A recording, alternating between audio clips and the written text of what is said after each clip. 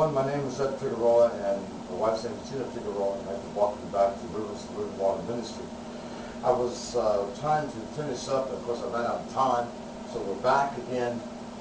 I was saying about King David being anointed king over Israel because Saul had failed, and he was rejected. But I need to say something about David. David was a different breed.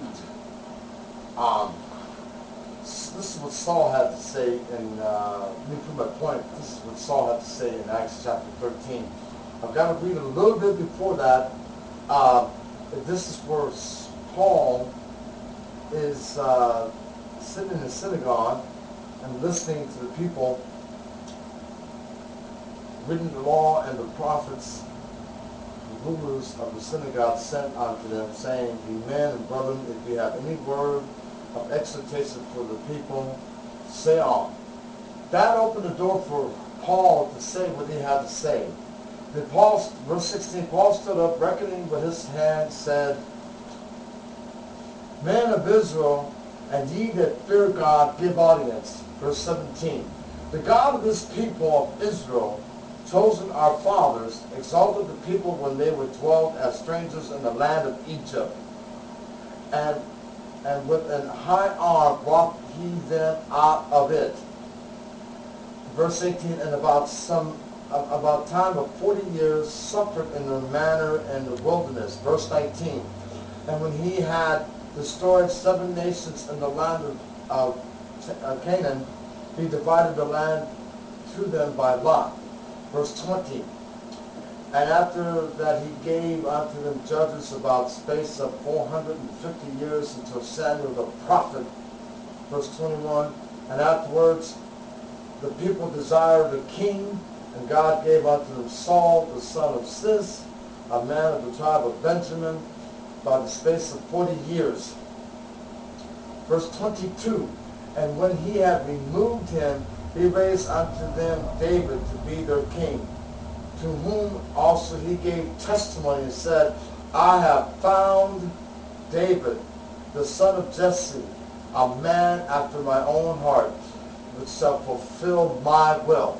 See, that's the kind of person that God's looking for. Was David perfect? No. He made mistakes. We all know what he did. He dealt foolishly. But let me give you just one verse to kind of back up the difference of Saul being arrogant and disobedient and David being humble. We've got to turn to, I believe it's 2 Samuel 24:10. But I'm going to read a little bit before that. Let's see. We'll start with verse 8. So, no, let's go back to verse 7. And came to the stronghold of Tyre, and to all the cities of Hivites, and the end of the Canaanites, and he went out to the south of Judah, even to Bathsheba. This part here is talking about, oh dear, I might have been looking too soon. I'm sorry, let me backtrack. Okay, let's go with 9. And Joab gave up the sum of number of people unto the king, which is King David. And there were in Israel 800,000 valiant men that drew the sword, and the men of Judah were 500,000 men. And here it is. And David's heart smote him after he had numbered the people. And David said unto the Lord, I have sinned greatly in that I have done.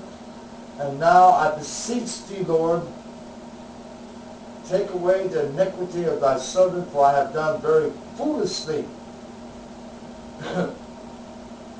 Verse 11, for when David was up in the morning, the word of the Lord came unto the prophet Gad, David's seer, saying, go and say to David, thus saith the Lord, I offer thee 3 things.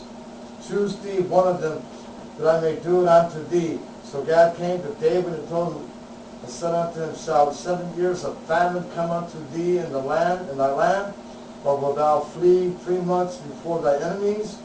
while they pursue thee, or there be 3 days of pestilence in the land, in thy land. Now advise and see what answer I shall return, and that sent me. And David said to Gad, I am in a great strait. Let us fall now into the hand of the Lord, for his mercies are great. Let me not fall into the hand of men. So the Lord sent a pestilence upon Israel from morning even to time appointed, and there died of people from Dan even to Beersheba 70,000 men. And when the angel stretched out his hand, verse 16, upon Jerusalem to destroy it, the Lord repented him of evil and said to the angel that destroyed the people, it is enough. Stay thy hand. And the angel of the Lord was by the threshing place of Arunah, Jebusite. And if you understand that was the land where the temple was built, that David bought. But what I want you to understand, that sin has a devastating effect on those who are anointed. Let me say it again. Sin has a devastating effect on those that are anointed. That's why you need counselors. The multitude of counselors is safety. Because you're dealing with a living God, people. You're not just dealing with some puppet on a string or whatever. You're dealing with a God that is a jealous God. You're dealing with a God that loves you fervently. You're dealing with a God that'll go over 1 million people just to find you for the purpose that he's chosen you. God is serious about the salvation of people in this world. God is serious about his word. God is serious about his son, Jesus Christ. You don't think for one moment that God, it grieved God to send his son to die. If you remember when Jesus was hanging on the cross, he said, my God, why hast thou forsaken me? There was such a close union between God and his son, Jesus Christ.